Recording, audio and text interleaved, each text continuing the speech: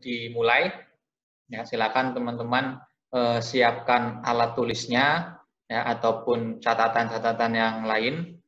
Siapa tahu nanti dalam penjelasan materi ya, dalam penjelasan materi perlu ada yang dicatat ya, silahkan. Nah, jadi silakan disiapkan. Oke, kita mulai ya. Assalamualaikum warahmatullahi wabarakatuh. Waalaikumsalam. Waalaikumsalam warahmatullahi wabarakatuh. Selamat pagi teman-teman semua ya. Semoga teman-teman sehat ya dan aktivitasnya lancar ya, dimudahkan oleh Allah SWT. Nah, pagi hari ini kita akan melanjutkan kuliah akuntansi syariah ya, yaitu akuntansi akad zakat, infak, dan sedekah. Nah, kita langsung saja ya ke materinya. Nah, saya akan share materinya. Nanti misalnya ada yang mau bertanya, ya, itu nanti setelah saya selesai menjelaskan, atau teman-teman bisa ya bertanya melalui kolom chat yang ada. Ya, silahkan.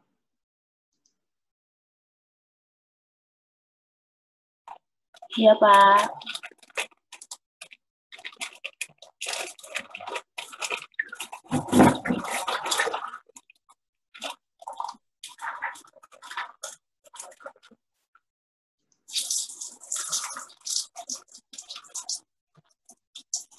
Ya, teman-teman tolong di mute ya, yang belum di mute karena materi sudah dimulai ya.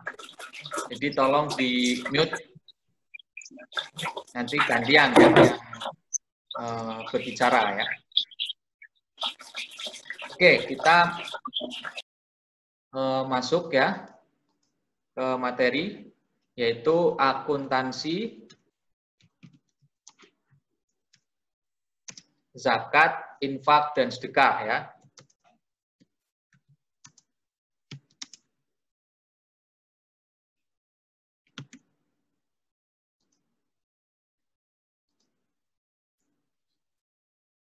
Ya, kita mulai dari pengertian zakat.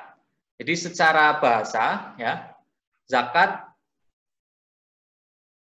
itu zakah yang artinya adalah berkah, tumbuh, suci, bersih, dan baik. Nah, ini secara bahasa. Nah, sedangkan secara etimologi, ya, zakat adalah aktivitas memberikan harta, ya, aktivitas memberikan harta tertentu yang diwajibkan oleh Allah SWT dalam jumlah dan perhitungan tertentu untuk diserahkan kepada orang-orang yang berhak. Nah, ini pengertian dari zakat.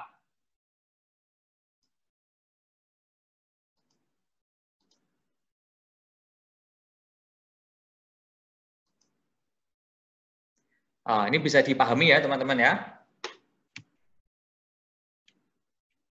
Yang selanjutnya adalah pengertian infak. Apa yang dimaksud dengan infak? Ya, secara bahasa infak artinya adalah membelanjakan. Sedangkan menurut etimologi, ya, infak adalah mengeluarkan harta karena taat dan patuh kepada Allah SWT. Nah, dasarnya apa? Dasarnya ada di Quran surat Al-Baqarah ayat 195. Yang kurang lebih artinya ya, dan tetaplah kamu berinfak untuk agama Allah, dan janganlah kamu menjerumuskan diri dengan tanganmu sendiri ke lembah kecelakaan karena menghentikan infak itu. Ya, Quran surat Al-Baqarah ayat 195. Jenis-jenis infak. Ya, ada infak wajib, ada infak sunnah. Ya. Infak wajib yaitu terdiri dari zakat dan nazar, yang bentuk dan jumlah pemberiannya telah ditentukan. Sedangkan nazar adalah sumpah atau janji untuk melakukan sesuatu di masa yang akan datang. Jadi mungkin teman-teman dulu pas SMA ya, ada yang pas kelulusan, ya pas kelulusan bernazar, nanti setelah lulus itu akan melakukan puasa, ya akan melakukan puasa. Misalnya puasa Daud, ya, ataupun nanti kalau lulus, ya, mau berkurban, ya, atau setelah lulus nanti mau memberikan hadiah kepada anak-anak yatim. Nah, itu harus ditepati ya, itu harus ditepati, itu harus dipenuhi. Nah, kalau tidak dipenuhi, ya, nanti ada semacam kafarat, ya, ada semacam kafarat ataupun denda, ya, ataupun sebagai ganti karena mungkin lupa ya tidak memenuhi nazar tersebut, ya itu termasuk ke dalam infak yang wajib harus dikeluarkan. Sedangkan infak sunnah yaitu infak yang dilakukan seseorang muslim untuk mencari ridho Allah, ya bisa dilakukan dengan berbagai cara dan bentuk. Nah, ini infak sunnah.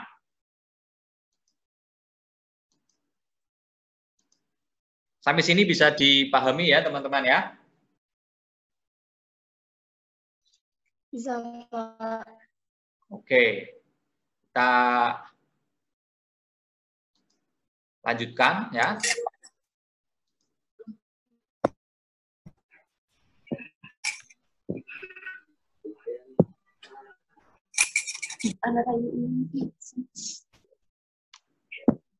Selanjutnya adalah pengertian dari sedekah. Ya, sedekah adalah segala pemberian atau kegiatan untuk mengharap pahala dari Allah SWT. Nah, jadi sedekah merupakan pemberian kepada fakir miskin yang membutuhkan tanpa mengharapkan imbalan. Ya, sedekah ini bersifat sunnah. Nah, sedekah dapat berupa zakat karena dalam beberapa teks Al-Quran dan As-Sunnah ya ada yang tertulis di situ tertulis sedekah ya, padahal yang dimaksud adalah zakat. Nah, nanti teman-teman bisa tadaburi ya. Nah, misalnya ada di Quran surat apa namanya? Yang ini ya.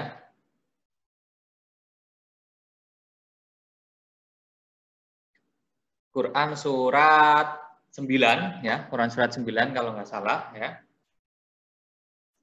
Ayat 60 ya, nanti teman-teman bisa ditadaburi di situ ya, dilihat ya, terkait sedekah ya yang sebenarnya itu zakat ya, sedekah yang sebenarnya itu zakat ya. Cuma di dalam Al-Qur'an ataupun di As-Sunnah itu dikatakan sebagai sedekah, tapi maksud dari sedekah itu adalah zakat ya. Ini pengertian dari sedekah.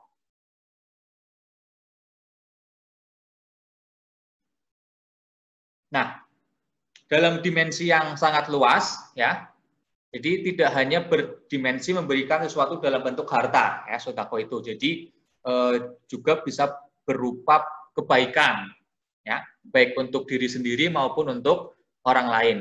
Jadi sesuai dengan hadis Nabi Muhammad SAW, ya, dari Abu Musa Al-Asy'ari radhiyallahu anhu, ya, dari Nabi Muhammad SAW bersabda, jadi tiap-tiap muslim haruslah bersedekah. Kemudian sahabat bertanya, bagaimana kalau dia tidak mampu ya Rasulullah? Ya, Nabi menjawab, dia harus berusaha dengan kedua tangan, ya, tenaganya hingga berhasil untuk dirinya dan untuk bersedekah. Nah, sahabat bertanya, bagaimana kalau dia tidak mampu? Nabi menjawab, menolong orang yang mempunyai kebutuhan dan keluhan. Sahabat bertanya lagi, bagaimana kalau dia tidak mampu? Ya, Nabi menjawab, dia melakukan sesuatu perbuatan baik atau menahan dirinya dari perbuatan yang mungkar atau kejahatan, itu pun merupakan sedekah baginya. Jadi senantiasa berniat untuk melakukan kebaikan, itu pun dianggap sebagai sedekah. Ya.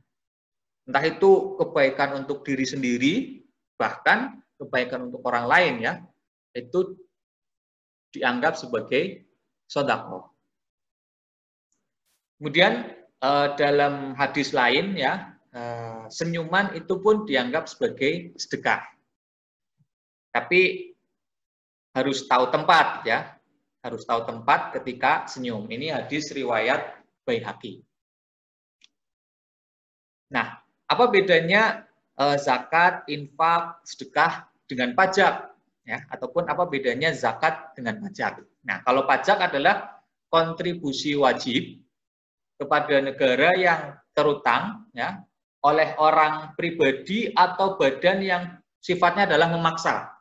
Nah, ini pajak yang berdasarkan undang-undang. Nah, dengan tidak mendapatkan imbalan secara langsung dan digunakan untuk keperluan negara bagi sebesar-besarnya kemakmuran rakyat. Ini pengertian dari pajak.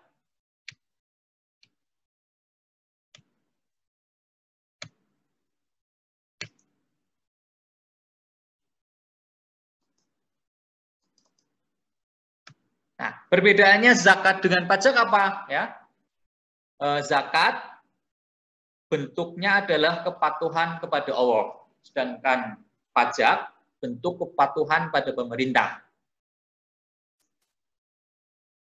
Dasarnya adalah Al-Quran dan hadis kalau zakat, sedangkan pajak dasarnya adalah hukum perundang-undangan.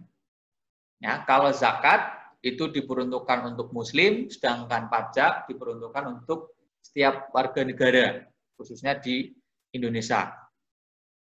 Zakat, ya, itu untuk seluruh dunia, ya. Sedangkan pajak itu negara tertentu, ya. Tiap negara aturan pajaknya berbeda-beda.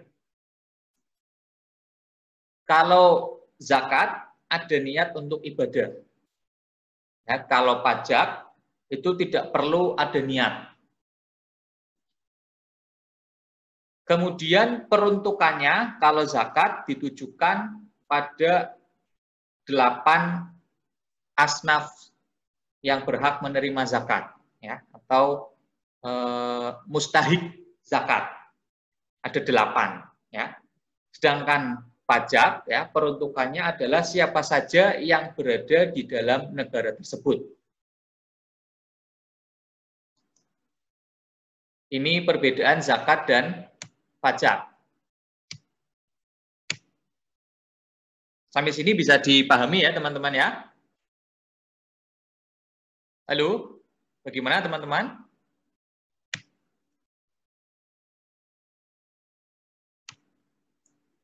Bisa, Pak. Kita lanjut, ya.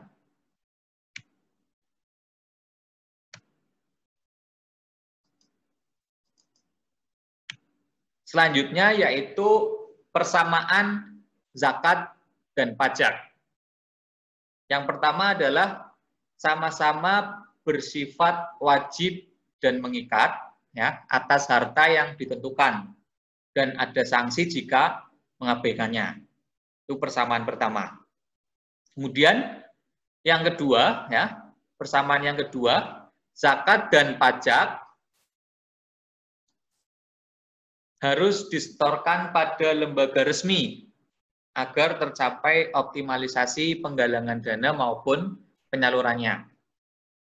Yang ketiga, zakat dan pajak memiliki tujuan yang sama, ya, yaitu untuk membantu penyelesaian masalah ekonomi dan pengentasan kemiskinan. Yang keempat, ya, tidak ada janji akan memperoleh imbalan materi tertentu di dunia. Dan yang kelima, zakat dan pajak dikelola oleh negara Islam. Ya. Ini persamaannya.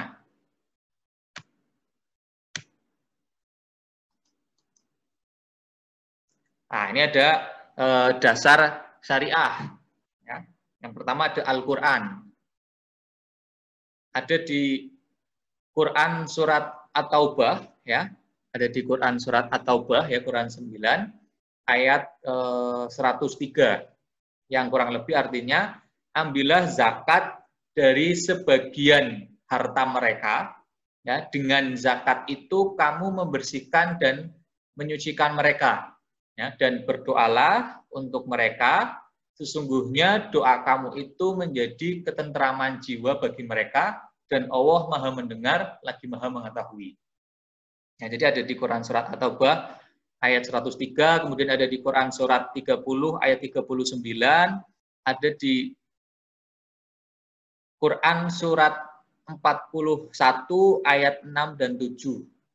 Kemudian ada di Quran surat At-Taubah ayat 60 tadi, ya, yang saya singgung di awal, ya, Quran surat 9 ayat 60 itu Quran surat At-Taubah ayat 60. Ya. Nah, ini nanti teman-teman bisa tadaburi lebih lanjut, ya. Buka-buka lagi Al-Qur'annya, ya. Yang sudah rajin buka Al-Qur'an, coba silakan teman-teman sekalian mentadaburinya, ya. Tidak hanya sebatas membaca, tapi coba ditadaburi, dan mudah-mudahan kita semua bisa menginternalisasikan, ya, bisa mengimplementasikan dalam kehidupan kita sehari-hari. Ini hadisnya, ya, ada hadis dari Abu Hurairah, kemudian ada hadis dari Tabrani, ya, dan ada hadis dari Bukhari, ya. Nanti teman-teman silahkan tadaburi, ya, dasar Al-Quran, dasar hadis dari zakat, infak, dan sedekah. Nah, syarat wajib zakat. Ya, syarat wajib zakat yang pertama adalah beragama Islam. Ya, jadi mereka yang beragama Islam, baik anak-anak atau sudah dewasa atau sudah berakal sehat atau tidak, ya, ini wajib membayar zakat. Kemudian yang kedua adalah merdeka. Merdeka artinya apa? Ya, artinya bukan budak dan memiliki kebebasan untuk melaksanakan dan menjalankan seluruh syariat Islam. Nah, ini arti dari merdeka. Kemudian memiliki satu nisab, ya, dari salah satu jenis harta yang wajib dikenakan zakat dan cukup haul. Ya, ini syarat wajib zakat. Jadi kalau teman-teman atau orang tua teman-teman, ya, mempunyai harta, kemudian sudah mencapai nisab, ya, dan cukup haul, ya, maka wajib membayar zakat. Nah, apa itu nisab? Apa itu haul? Ya. Nah, nisab itu batas, ya, itu batas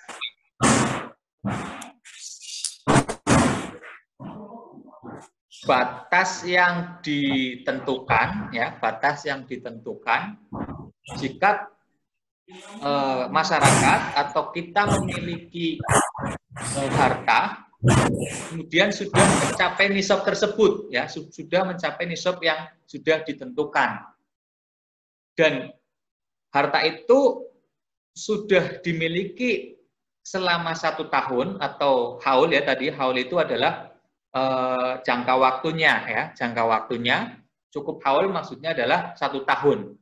Nah, kalau sudah mencapai nisab, ya, sudah mencapai batasnya, batas minimal, ya, batas minimal, harta tersebut harus dibayarkan zakatnya dan sudah dimiliki selama 1 tahun, ya, haulnya itu tadi, maka wajib membayar zakat. Itu, ya, teman-teman, ya. Nah, jadi silakan ini diingat-ingat nih, dicatat, ya, di dalam memori kita, ya, di dalam otak kita, Kalau kita punya harta ya, yang sudah mencapai nisab, kemudian harta tersebut dimiliki selama 1 tahun, berarti wajib dibayarkan zakatnya. Itu ya. Nah, syarat harta untuk dizakatkan. Pertama adalah halal, yaitu diperoleh dengan cara yang baik dan halal. Ya. Barang siapa yang mengumpulkan harta dari jalan haram, lalu dia menyedekahkannya, maka dia tidak mendapatkan pahala, bahkan mendapatkan dosa. Ya, hadis riwayat Huzaimah dan Ibnu Hibban disahihkan oleh Imam Hakim. Syarat yang kedua, nah, harta itu dizakatkan adalah milik penuh. Jadi benar-benar miliknya orang tersebut, ya, benar-benar miliknya orang tersebut. Nah, kepemilikan di sini berupa hak untuk menyimpan, memakai, pengelolaan yang diberikan oleh Allah SWT. Jadi bukan miliknya orang lain, harus milik diri sendiri. Nah, kalau sudah diperolehnya dengan cara yang halal, milik diri sendiri, dan berkembang, ya, berkembang, yaitu harta tersebut bertambah baik, ya, secara nyata ataupun tidak nyata. Misalnya uang, kemudian tabungan, deposito, investasi saham, investasi dalam bentuk tanah, investasi dalam bentuk rumah, ya,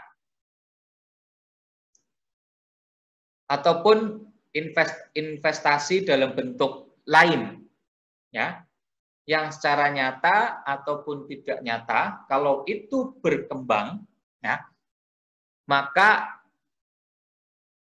harus dizakatkan. Kemudian syarat yang keempat adalah cukup nisab, ya, jumlah minimal, ya, jumlah minimal atau batas minimal yang menyebabkan harta terkena kewajiban zakat. Nah, ini adalah syarat harta untuk dizakatkan. Selanjutnya adalah cukup haul. Ya, cukup haul adalah jangka waktu kepemilikan harta di tangan si pemilik. Itu sudah melampaui 12 bulan komariah atau 1 tahun sejak, ya, sejak cukup nisab tadi. Ya, tidak ada zakat atas suatu kekayaan sampai berlalu 1 tahun. Ya, hadis riwayat Ad-Daruqutni dan Baihaqi. Atau ada di Quran surat 6 ayat 141. Dan hendaklah kamu serahkan haknya waktu pemotongan.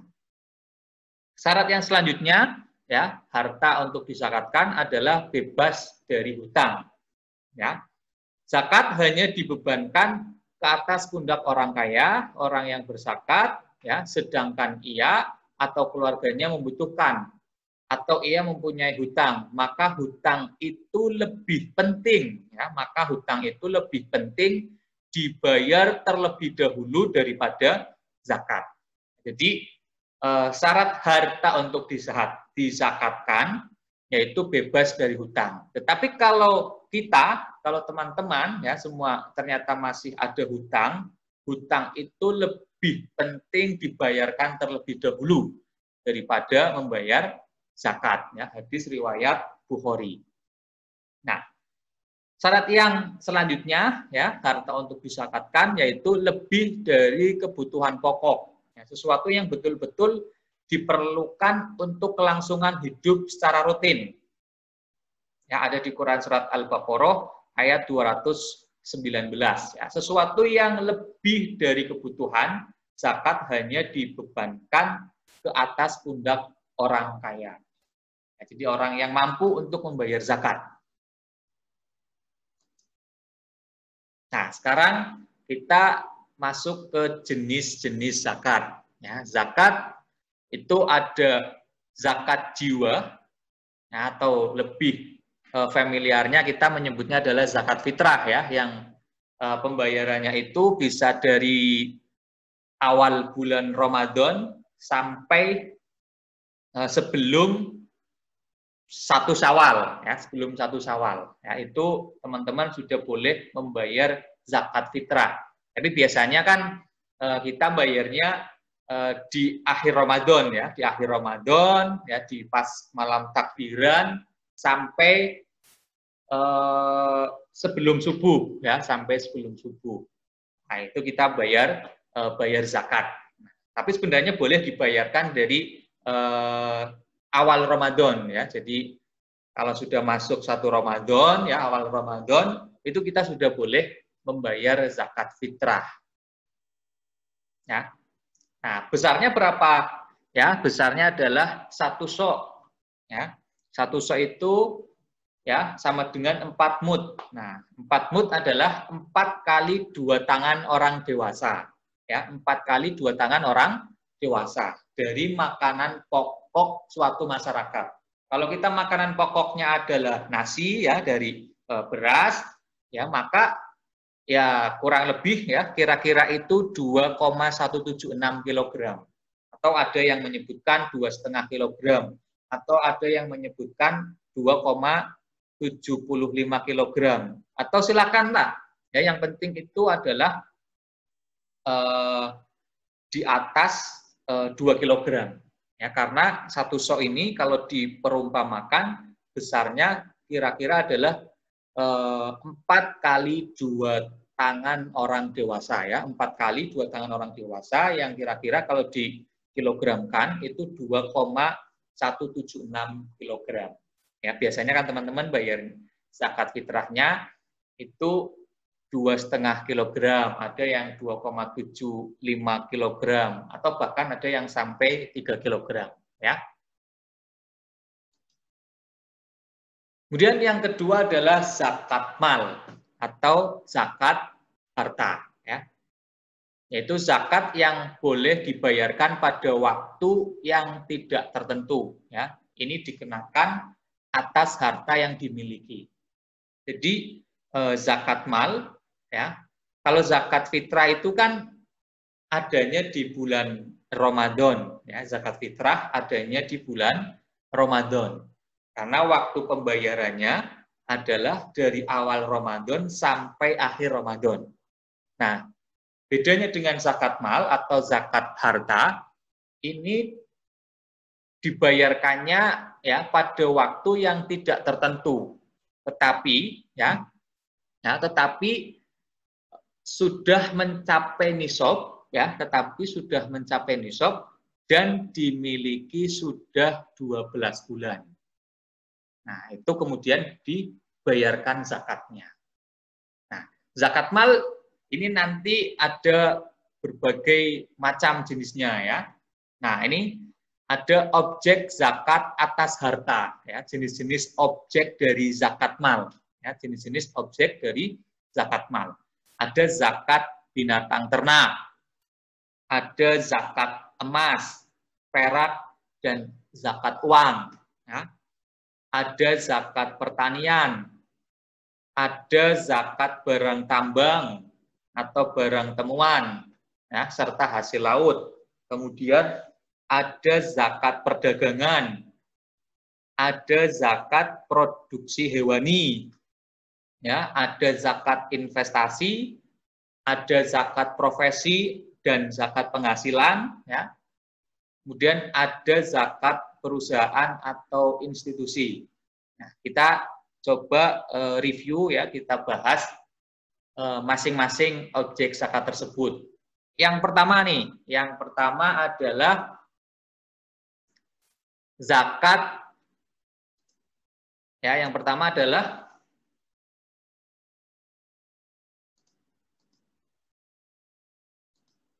zakat binatang ternak. Oke, sebelum dilanjut kita coba lihat chat terlebih dahulu.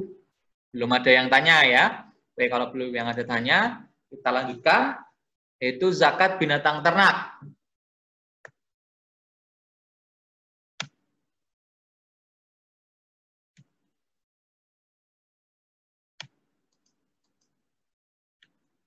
Ya. Jadi misalnya wajib atas unta, sapi, dan domba. Selain itu, para ulama berbeda pendapat. Jadi binatang ternak apa saja yang wajib disakati, ya, yang wajib disakati atau dikeluarkan zakatnya atau dibayarkan zakatnya. Yang pertama adalah unta, yang kedua adalah sapi, dan yang ketiga adalah domba. Nah, selain ketiga binatang ternak tersebut, ya, itu tidak wajib untuk disakati, walaupun ada perbedaan pendapat di antara ulama, ya. Nah, syarat zakat untuk binatang ternak apa? Yaitu sudah mencapai nisab. Nisabnya apa? Ya, nisabnya mencapai kuantitas tertentu, ya, yang telah dimiliki selama 1 tahun pada saat digembalakan. Ya, masing-masing jenis memiliki aturan sendiri. Entah itu unta, entah itu sapi, entah itu domba, ya, itu aturannya sendiri-sendiri. Nah, ini, ya. Nah, jika kita mempunyai kambing, ya, kambing gembalaan sampai dengan 40 ekor, ya, sampai dengan 40 ekor, ya, sampai dengan 40 ekor, ya, maka zakatnya berapa, ya? Maka zakatnya berapa?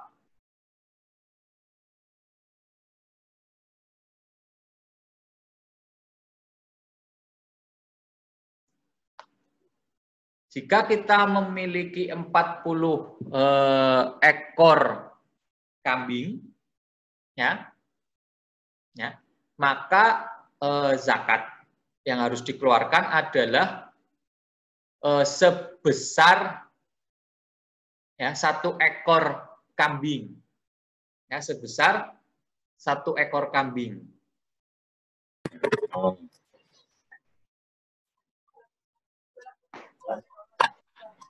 Begitu ya teman-teman, ya. Nah, nanti bisa dilihat lagi. Kemudian zakat emas, perak, dan uang. Ya, zakat emas, perak, dan uang. Nah, ini dasarnya, ya, ini dasarnya. Kemudian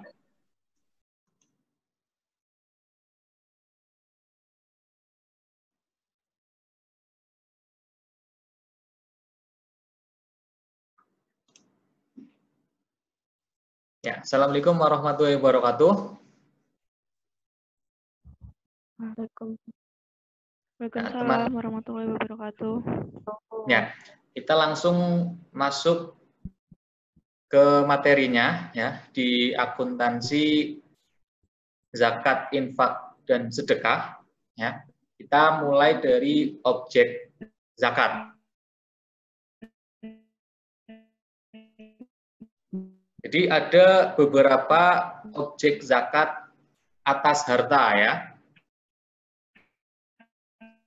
Ada zakat binatang ternak, ada zakat emas, perak, dan uang, ya. Ada zakat pertanian, ada zakat barang tambang, barang temuan, serta hasil laut.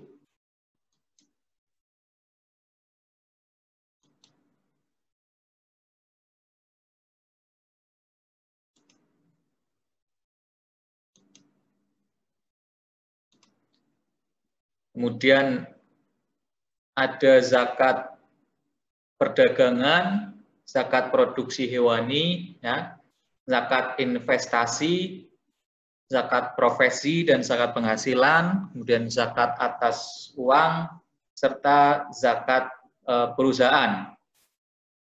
Kita akan bahas satu persatu, ya. Kita mulai dari zakat binatang ternak.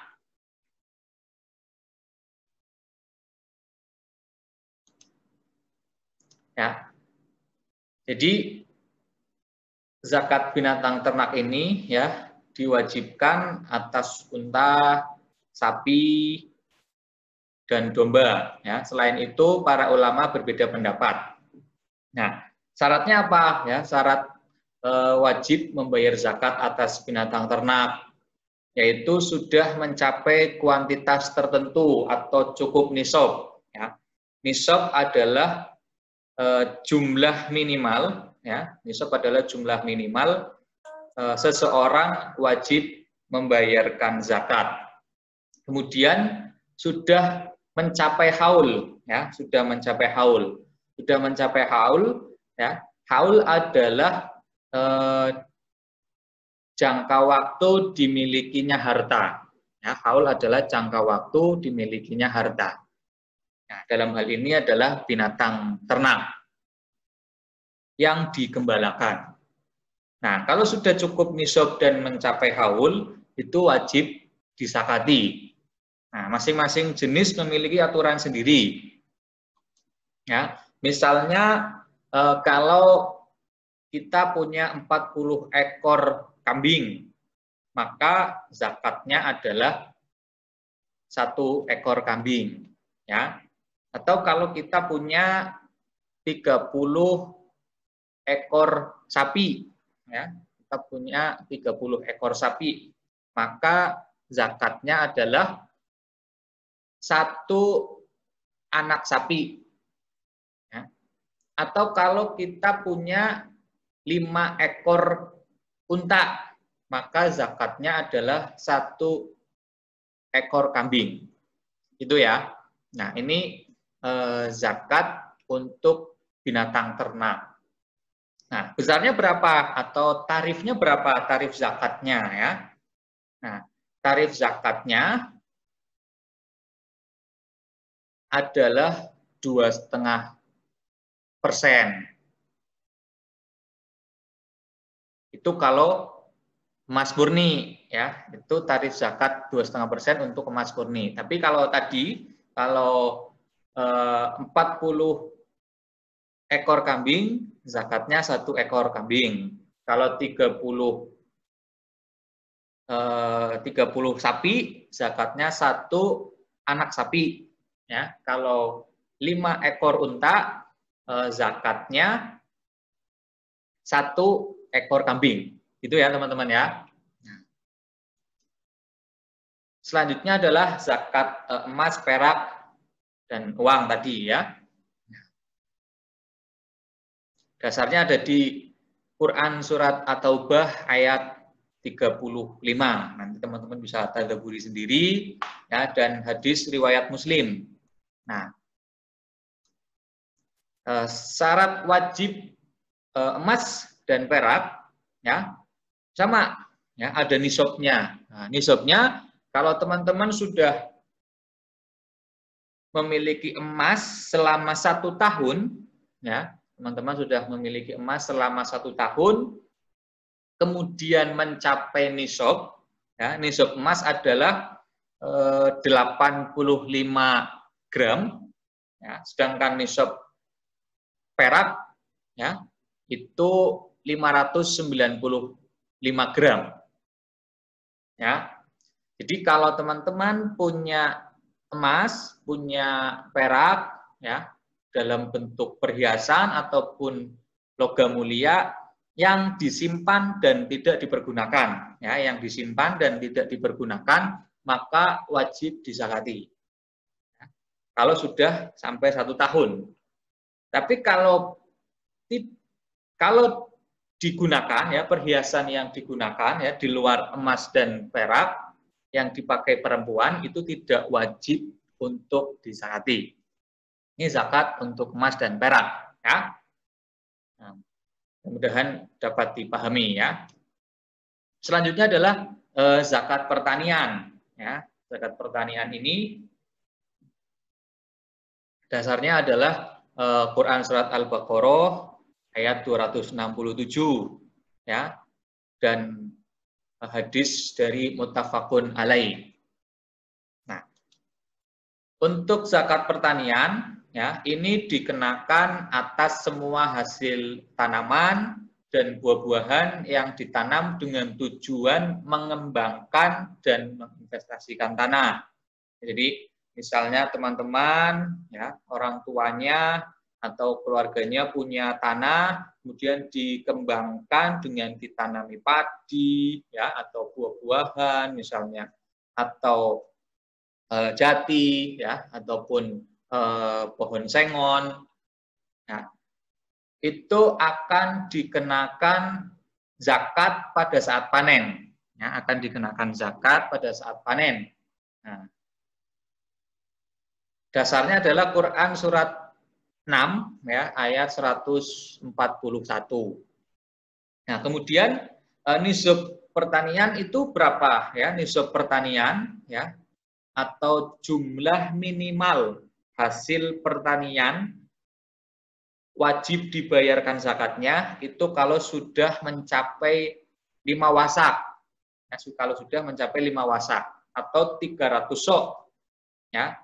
Atau 300 sok itu sama dengan 2,175 kg dikali 60 atau sama dengan 653 kg, ya.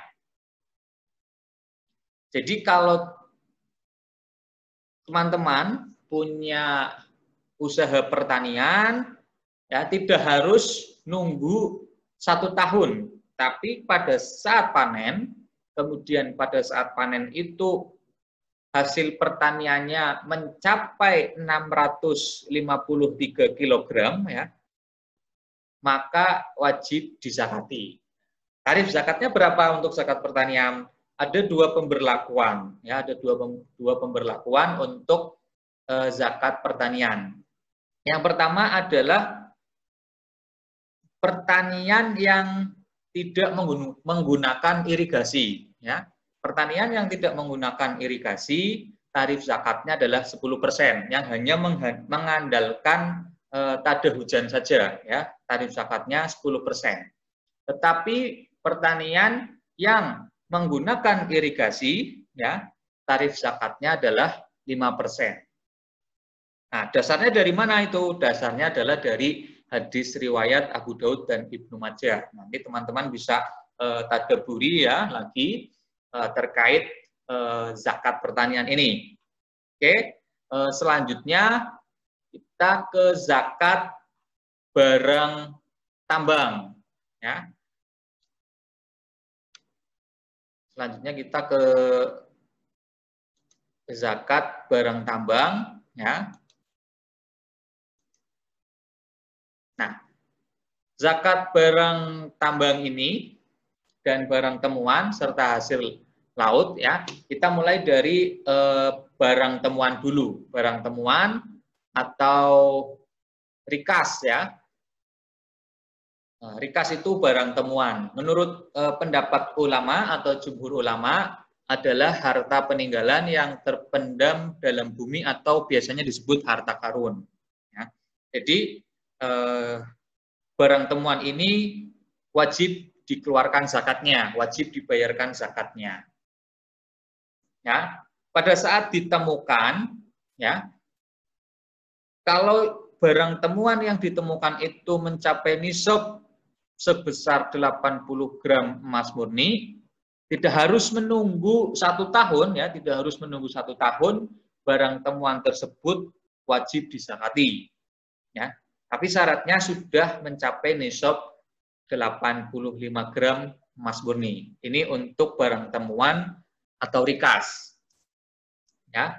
Sedangkan untuk barang tambang atau al-ma'din, ya, jadi barang tambang adalah seluruh barang tambang yang ada dalam perut bumi, baik itu berbentuk cair, ya, padat, gas yang diperoleh dari perut bumi ataupun dari dasar laut, ya, itu wajib dizakati, ya, wajib dizakati. Nah, zakatnya nisabnya sebesar 85 gram emas murni, ya. Nisab tersebut, ya, berlaku terus atau akumulasi, baik barang tambang itu diperoleh sekaligus, ya, biasanya kan ada yang memperoleh sekaligus dalam sekali penggalian ataupun dengan beberapa kali penggalian. Ya, ini zakat barang tambang. Nah, sedangkan hasil dari dalam laut, ya, seperti mutiara, ikan atau hasil laut itu tidak dikenakan zakat, tetapi dianggap sebagai zakat perdagangan. Jadi kalau teman-teman kemudian melakukan perdagangan atas hasil dari perolehan di dalam laut, ya, kemudian itu diperdagangkan, misalnya ikannya diperdagangkan, mutiaranya diperdagangkan, itu baru nanti akan dikenai zakat perdagangan. Itu ya teman-teman ya. Oke, kita lanjutkan yang selanjutnya. Objek zakat yang selanjutnya adalah zakat perdagangan. Ya. Nah, zakat perdagangan ini ya, zakatnya berapa ya? Tarif zakatnya adalah 2,5%. Nah, 2,5% dari mana? Nah, 2,5% dari ya 2,5.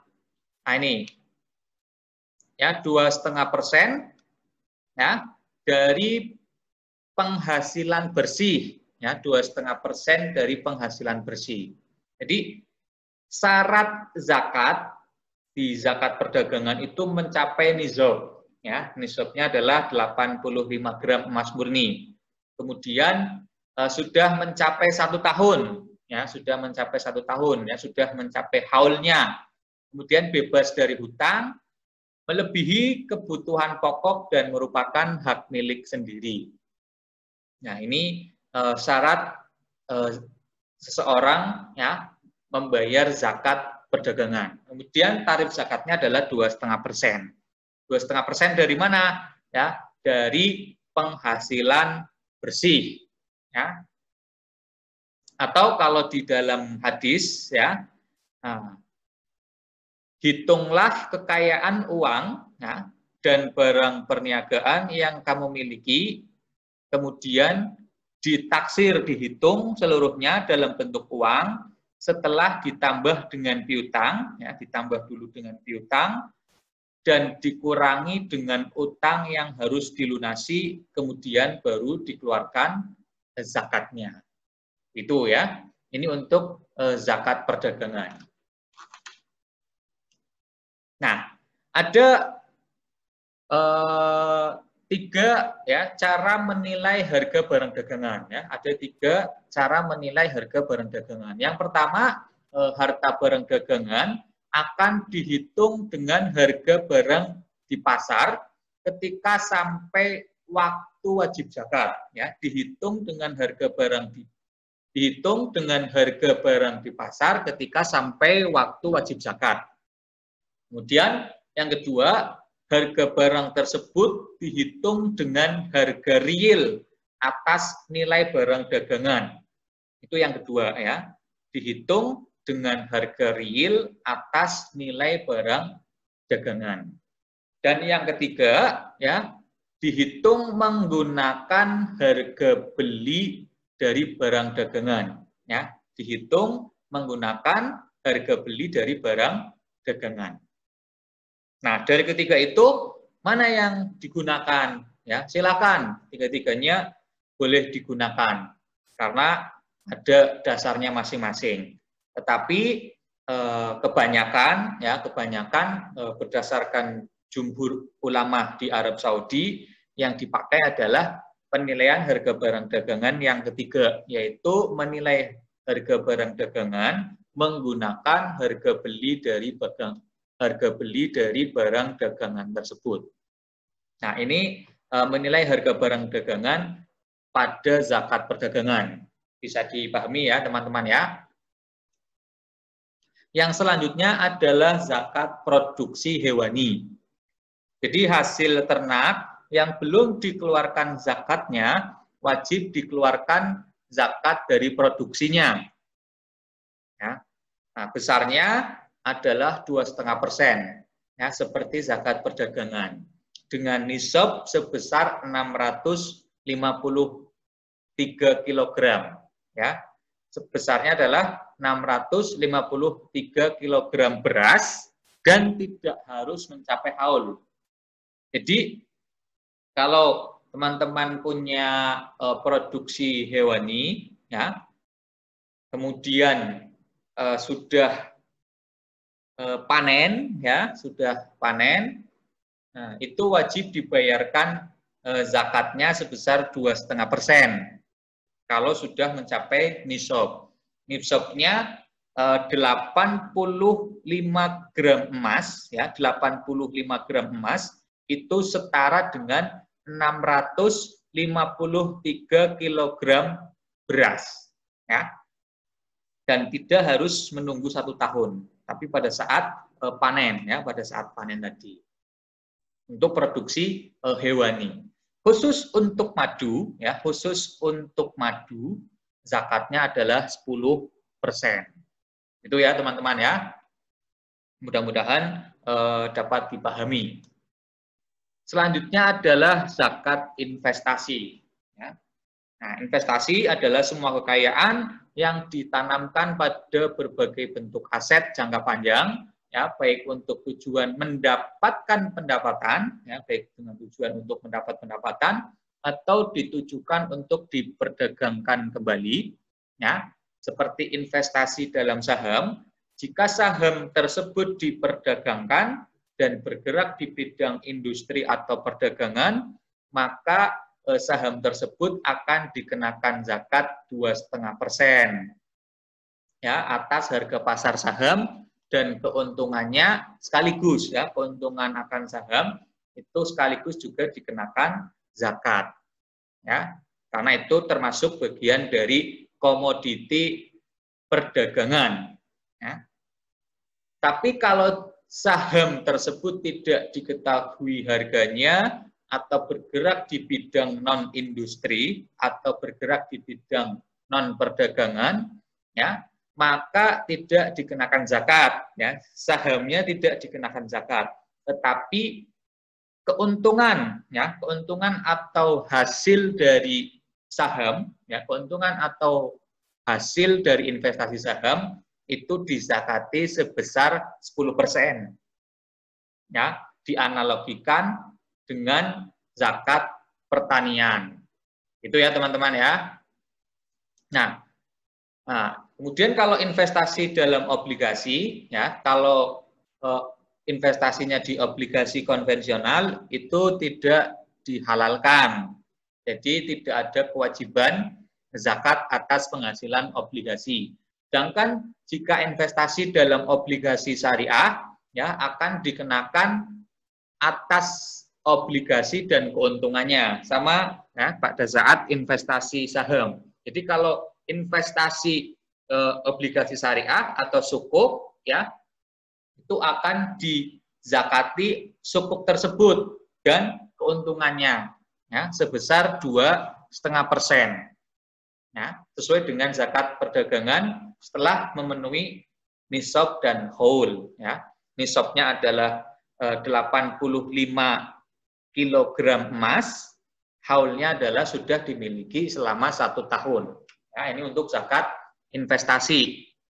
Sedangkan investasi dalam bentuk aset, ya, aset tetap, ya, dikenakan zakat dianalogikan dengan zakat pertanian. Ya, jika itu berupa tanah, gedung, atau alat produksi seperti mesin, ya, alat transportasi dan yang lainnya, itu tidak dikenakan zakat, ya, tetapi akan dikenakan atas penghasilan bersih, ya, akan dikenakan atas penghasilan bersih setelah memanfaatkan aset-aset tersebut, ya, sebesar 10%. Atau kalau dari penghasilan kotor sebesar 5%. Ya, setelah memenuhi haul dan nisab. Ya, ini zakat investasi dalam bentuk aset tetap, ya. Kemudian ada zakat profesi dan zakat penghasilan, ya, misalnya.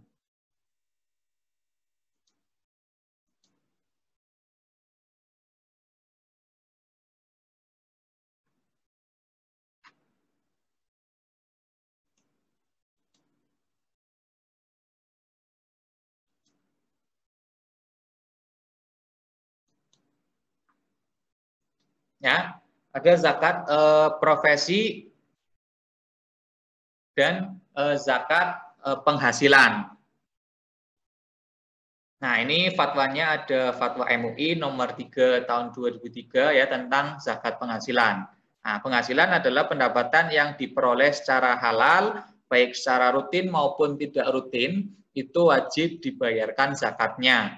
Ya, nisabnya sama dengan emas ya, yaitu 85 gram emas untuk pendapatan selama 1 tahun. Ya, dapat diambil dari penghasilan kotor atau juga dari penghasilan bersih setelah dikurangi hutang, biaya hidup terendah orang tersebut dan tanggungannya. Jadi karyawan ASN ya, nah itu dikenakan zakat penghasilan. Kemudian dokter, ya, pokoknya karyawan-karyawan yang sudah mencapai nisab ya penghasilannya, nah, dan sudah dimiliki selama 1 tahun itu wajib ya dikenakan zakat penghasilan atau zakat profesi ya, misalnya dokter, akuntan begitu ya, itu kalau sudah mencapai nisab dan haulnya wajib dibayarkan zakatnya. Nah, kemudian ada zakat atas uang ya. Nah, untuk tahun pertama bila uang tersebut sebelum didepositokan atau ditabungkan telah dizakati, maka zakat yang dikenakan hanya bagi hasilnya saja ya, bagi hasil atas deposito ataupun bagi hasil atas tabungannya. Sedangkan jika sebelumnya belum dizakati, maka atas keseluruhannya, baik jumlah tabungannya, jumlah depositonya maupun bagi hasilnya itu harus dizakati. Nah, kemudian zakat atas hadiah ya.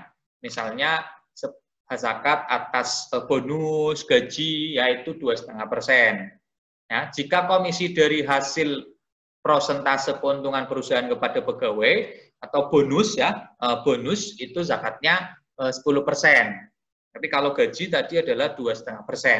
Tapi kalau bonus ya, bonus prosentasi keuntungan perusahaan kepada pegawai, ya itu zakatnya 10%. Jika sumber hibah tidak diduga-duga, ya, jika sumber hibah tidak diduga-duga, sebelumnya zakatnya adalah 20%.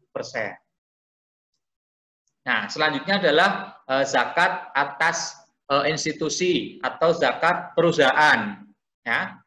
Nah, ada beberapa syarat ya zakat perusahaan itu dikeluarkan. Yang pertama adalah kepemilikan itu dikuasai oleh orang Muslim. Bidang usahanya halal, aset perusahaan dapat dinilai, aset perusahaan dapat berkembang, ya. Kemudian minimal kekayaan perusahaan setara dengan 85 gram emas. Sedangkan syarat teknisnya, ya peraturan yang mengharuskan pembayaran zakat perusahaan tersebut. Kemudian ada anggaran dasar perusahaan yang memuat hal tersebut. Kemudian RUPS yang mengeluarkan keputusan yang berkaitan dengan hal itu, ya, serta ada kerelaan dari para pemegang saham menyerahkan pengeluaran zakat sahamnya kepada Dewan Direksi Perusahaan. Nah, itu syarat teknisnya. Nah, zakat atas perusahaan. Nah, perhitungannya ada 3, ya. Perhitungannya ada 3 cara untuk menghitung zakat perusahaan. Yang pertama, ya, kekayaan perusahaan yang dikenakan zakat adalah kekayaan perusahaan yang digunakan untuk memperoleh laba. Ya, ini pendapat dari Kordowi, ya, Yusuf Kordowi, dan zakat dikenakan pada harta lancar bersih perusahaan. Nah, sederhananya, cara menghitungnya adalah kas atau setara kas ditambah investasi jangka pendek, ditambah persediaan, ditambah piutang dagang bersih dikurangi kewajiban lancar. Ya, kemudian ada yang kedua ya, cara yang kedua adalah kekayaan yang dikenakan zakat adalah pertumbuhan modal bersih. Ya, cara sederhananya ada di slide, nanti teman-teman bisa lihat ya. Kemudian cara yang ketiga adalah kekayaan yang dikenakan zakat adalah kekayaan bersih perusahaan. Ya. Ketiganya boleh digunakan karena ada dasarnya masing-masing. Ya. Kemudian nisabnya adalah 85 gram emas dan sudah dimiliki selama 1 tahun dengan besar zakat 2,5%. Atau jika perusahaan menggunakan tahun Masehi, ya, jika perusahaan menggunakan tahun Masehi, maka zakatnya adalah 2,575%. Itu standar dari AAOIV, ya. Ini standar internasional. Nah, siapa penerima zakat? Ya, penerima zakat itu diatur di Quran surat At-Taubah ayat 60.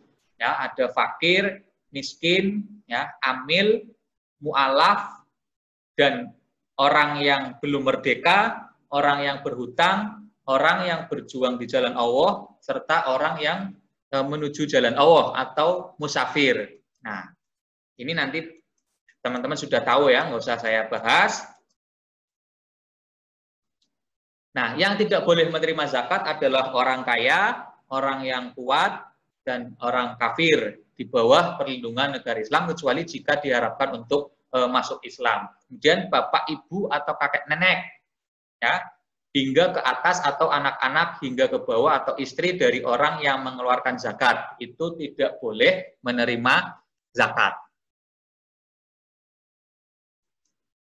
Nah, apa sih hikmah dari zakat? Ya, hikmahnya yaitu menghindari kesenjangan sosial, pilar kegotong royongan, membersihkan dan mengikis akhlak yang buruk, ya, alat pembersih harta dan penjagaan dari ketamakan atau kikir, ya, ungkapan rasa syukur, kemudian pengembangan potensi masyarakat, dukungan moral kepada orang yang baru masuk Islam, ya, menambah pendapatan negara, ya, untuk proyek-proyek yang berguna bagi masyarakat, serta menjadi unsur penting dalam mewujudkan keseimbangan distribusi harta dan keseimbangan tanggung jawab individu dalam masyarakat. Nah, selesai ya materinya, teman-teman. Nah, nanti materinya akan saya gabung ya dengan materi yang sebelumnya, yang bab-bab yang di awal. Nanti teman-teman bisa lihat, ya, teman-teman bisa pelajari. Kemudian nanti akan ada tugas dari saya, ya.